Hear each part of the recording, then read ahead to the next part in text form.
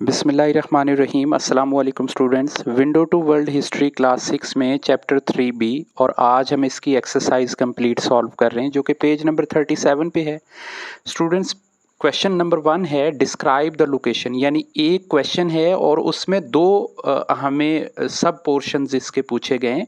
एक हमने लोकेशन, दूसरा एक्सटेंट। एक्सटेंट का मतलब होता है किसी की लिमिट होना। जैसे मान लें हम पाकिस्तान हैं तो पाकिस्तान की जो बाउंड्रीज हैं वो किस किस कंट्री के साथ अटैच हो रही हैं, उसका टोटल एरिया कितना है, फैलाव कितना है। तो एक्सटिंक्ट का मतलब है द इंडस वैली सिविलाइजेशन। अब देखें थोड़ा सा हल्का सा एक लाइन के अंदर क्या हो जाए, इसका इंट्रोडक्शन हो जाए कि Indus valley region of the modern day Pakistan and north western India between the 3000, ये BCE के से टाइम पे चल रही। कुछ बुक्स के अंदर ये 3300 का टाइम भी है BCE का, ठीक है। तो अब सबसे पहले हम इसकी लोकेशन को डिस्कस करते हैं, यानी क्वेश्चन का एक पार्ट हम सॉल्व करते हैं। It was located the present day Pakistan and the north west India. थोड़ा और एक्सप्लेन कर लेते हैं। द सिविलाइजेशन स्ट्रेच्ड, स्ट्रेच का मतलब होता है किसी का फैला हुआ होना, मतलब उसका आप समझें कि area. The modern day Pakistan, Sindh and Punjab, the provinces north western Indian state Punjab, Haryana and Gujarat, यानी ये इंडिया और पाकिस्तान के मोस्टली जो प्रोविंसेस हैं, जो एरियाज हैं, वहां तक ये फैली हुई। अब इसका एक्सटेंट कर लेते हैं कि ये फैली अप्रॉक्सीमेटली 1.5 मिलियन स्क्वायर किलोमीटर तक इसने एरिया कवर किया हुआ था। और the civilisation included more than 1000 settlements, यानी छोटे बड़े जैसे शहर आप लगा लें, छोटी कॉलोनीज आप लगा लें, 1000 सेटलमेंट्स थी। Major cities like Mohenjodaro, Harappa, ये मॉडर्न उसके हैं। क्वेश्चन 1 के बाद हम चलते हैं क्वेश्चन नंबर 2 की तरफ। How has the town planning of Indus valley civilisation के टाउन प्लानिंग क्या होती है कि लोग वहाँ पे कैसे रहते हैं, गलियाँ कैसी हैं, सीवर का निज़ाम कैसा है, वाटर की, सैनिटेशन का, हेल्थ का, ये सारी चीज़ें टाउन प्लानिंग में आती हैं। इन्फ्लुएंस्ड मॉडर्न सिटीज के, इससे जो मॉडर्न सिटीज हैं वो किस तरह इन्फ्लुएंस हुए। अब क्वेश्चन को पहले थोड़ा एग्जांपल से समझना है। पहली बात यह है कि हमें एक क्वेश्चन के अंदर 3 चीजें पूछी गई हैं। नंबर 1, टाउन प्लानिंग हमें डिस्क्राइब करना है इंडस वैली सिविलाइजेशन का, और दूसरे पार्ट है इसका मॉडर्न सिटीज उससे कितने इन्फ्लुएंस हुए हैं, और तीसरे नंबर पे हमें एग्जांपल्स उसकी देनी है। So the Indus valley civilisation town planning is the lasting impact of the modern cities with the innovative design and concept still influencing urban development today, के आज के टाइम के हिसाब से भी बहुत ज़्यादा मॉडर्न इन्फ्लुएंस होता रहा है। अब एग्जाम्पल के तौर पे क्या आ जाएगा, पहली बात स्ट्रेट रोड्स आ जाएंगे। ये एक मॉडर्न टाउन प्लानिंग की एग्जाम्पल हो गई। ये आप कहें कि मॉडर्न जो इंडस वैली सिविलाइजेशन है उसका एक प्लानिंग हो गई। अब क्या हो गया कि हम आगे इन्फ्लुएंस देखते हैं कि कैसा है। This concept has been adopted in many modern cities such as example. अब ये एग्जाम्पल क्या हो गए, give examples such as New York city, Chicago and Singapore. Advance drainage system, ये आप कहें कि टाउन प्लानिंग की एक दूसरी हेडिंग हो गई। अब हमने क्या करना है, इन्फ्लुएंस मॉडर्न सिटीज कौन कौन से, advance sewage and drainage system, influence including the public baths and toilets, ठीक है। modern cities has adopted these ideas, similar system maintain the public hygiene and sanitation। आप किसी भी आप मॉडर्न सिटी का आप नाम ले सकते हैं, पाकिस्तान से, किसी और दूसरे कंट्री से आप उसकी एग्जांपल दे सकते हैं। मैंने आपको फर्स्ट जो है इसमें आपको मैंने टाउन प्लानिंग का और साथ में मॉडर्न इन्फ्लुएंस सिटीज़ का और साथ में एग्जांपल का गाइड कर दिया। इसी तरह से पब्लिक बिल्डिंग्स हैं, कम्युनिटी स्पेसिस हैं, जैसे ग्रैंडरीज बनाई, टेम्पल और मार्केट प्लेसेस बनाई हैं, सही।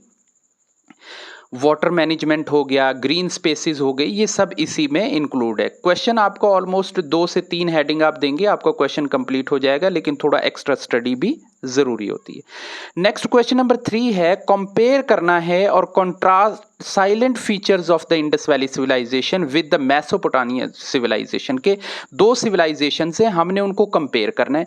अच्छा, कंपेयर हमेशा क्या होता है कि कंपेयर एक वैल्यू होती है जिससे हम किसी को बड़ा या छोटा कर रहे होते हैं। जैसे मान ले कि हम किसी की हाइट है, उससे हम किसी को छोटा कर रहे हैं, किसी को बड़ा कर रहे हैं, तो ये कंपेयर हो गया।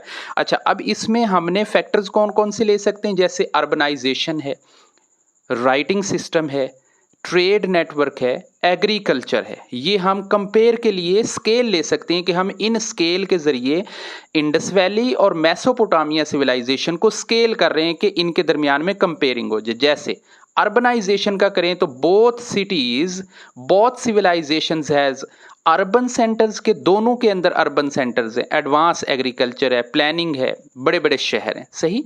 राइटिंग सिस्टम में दोनों के पास डेवलप है राइटिंग सिस्टम, इंडस स्क्रिप्ट है और मेसोपोटामिया के पास क्यूनिफॉर्म का है।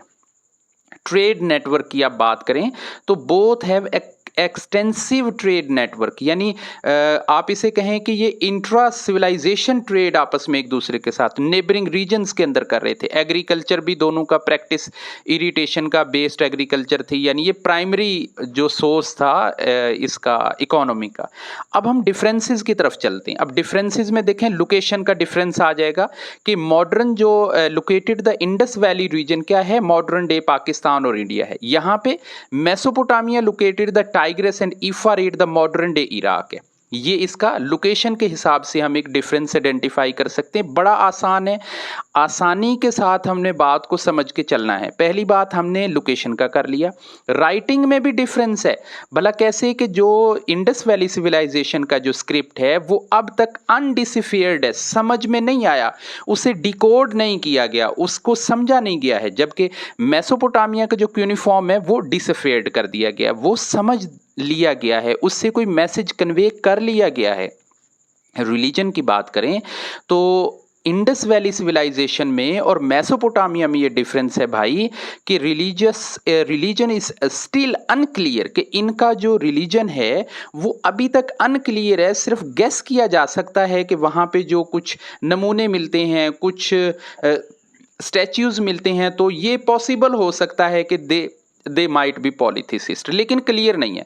जबकि मेसोपोटामिया पॉलीथिसिस्ट, ये बहुत सारे उस वक्त के गॉड थे जिनको ये उस वक्त अपना मानते थे सब कुछ। ठीक है। इकोनॉमी में इनकी बेस थी ट्रेड और कॉमर्स, और यहाँ पे जो बेस थी वो एग्रीकल्चर और कॉन्केस्ट था। भाई इलाके कंकर कर लिए, पैसे ले लिए और इन्वेडिंग कर ली। और टाइमलाइन में ये 3313 BCE तक रही है, और ये भी सेम उसी टाइम पे रही है, लेकिन इसका जो टाइम फ्रेम है वो ज़्यादा रहा है। होपफुली ये स्क्रीनशॉट आप इसका लें। अगर किसी बच्चे को नोट्स इसके चाहिए हों, PDF में अवेलेबल हो जाएंगे आसानी के साथ। आप टाइम इस पे लिख के ज़ाया नहीं कीजिएगा, ताकि आपका टाइम बहुत वैल्यू रखता है। सही।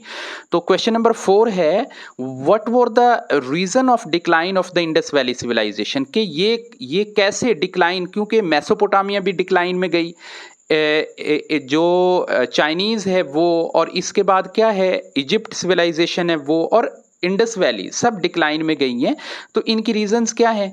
हम क्लाइमेट चेंज को यहाँ पे ले सकते हैं कि मॉनसून जो चलती हैं, जैसे हमारे यहाँ जुलाई, अगस्त, सितंबर में बहुत तेज़ बारिशें होती हैं, फ्लड आते हैं बहुत सारे एरियाज़। अभी तो हमारे पास एक मॉडर्न इरिगेशन सिस्टम है ना, कैनाल हैं, बैराज बनाए हुए हैं, रिवर्स हैं, काफ़ी हद तक कंट्रोल है, लेकिन फिर भी बहुत से एरियाज़ का नुकसान हो जाता है। तो आप समझें कि आज से 1000 ईयर्स अगो पहले अगर ये सूरत हाल नहीं थी तो कैसे कंट्रोल होता था।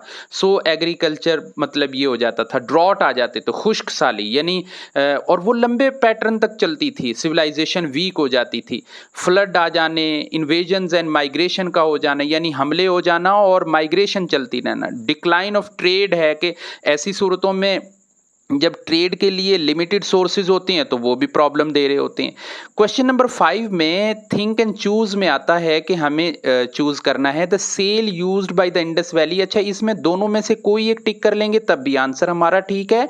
सी और बी में से कुछ भी हम क्लिक कर सकते हैं। सही है। ये रेक्टेंगल और स्क्वायर शेप में होती थी सेल्स। ये अगर हम पेज रीड करते हैं तो मैं आपको, ये पेज नंबर है स्टूडेंट्स, इसका पेज नंबर 35 है, जिसपे हेडिंग है इंडस वैली सील्स। सील्स मतलब स्टैंप्स जो होती हैं, और इसका जो पेज है इस पे सेकंड लाइन के ऊपर ये इन्होंने एक्सप्लेन किया हुआ है। नेक्स्ट हमारा है the people of the Indus valley are monotheist नहीं थे, पॉलीथीसिस्ट नहीं थे, तो नन ऑफ इसमें से कोई नहीं, पता ही नहीं चल रहा उनका। नंबर 3 पे है the Indus valley trade were categorise into the 3 levels, 3 levels के साथ। अब वो 3 लेवल्स कौन से हैं देखें, उनके 3 लेवल्स हैं। ये पेज नंबर 35 है। अगर trading was categorised into the intra town, inter town and intra civilisation trade, 3 types हैं।